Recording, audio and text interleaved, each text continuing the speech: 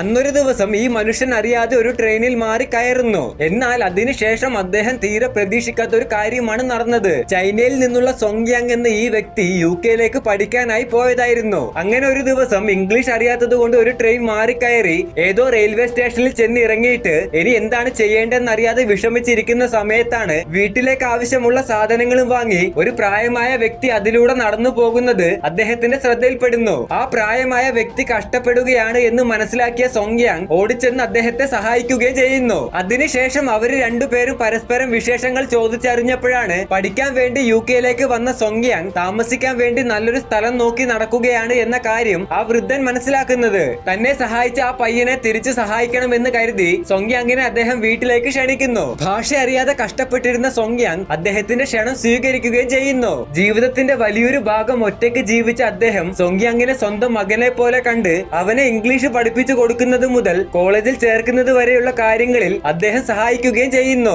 അവസാനം 8 വർഷത്തെ പഠനം പൂർത്തിയാക്കിയതിനു ശേഷം സോങ്യാങ് തിരിച്ച് ചൈനയിലേക്ക് പോകുന്ന സമയത്ത് ഹൻസ് എന്ന വൃദ്ധനെയും കൂടെ കൂട്ടുന്നു. 5 വർഷത്തിനു ശേഷം അദ്ദേഹം മരണപ്പെടുന്നത് വരെ സ്വന്തം അച്ഛനെ പോലെയായിരുന്നു സോങ്യാങ് അദ്ദേഹത്തെ നോക്കിയത്.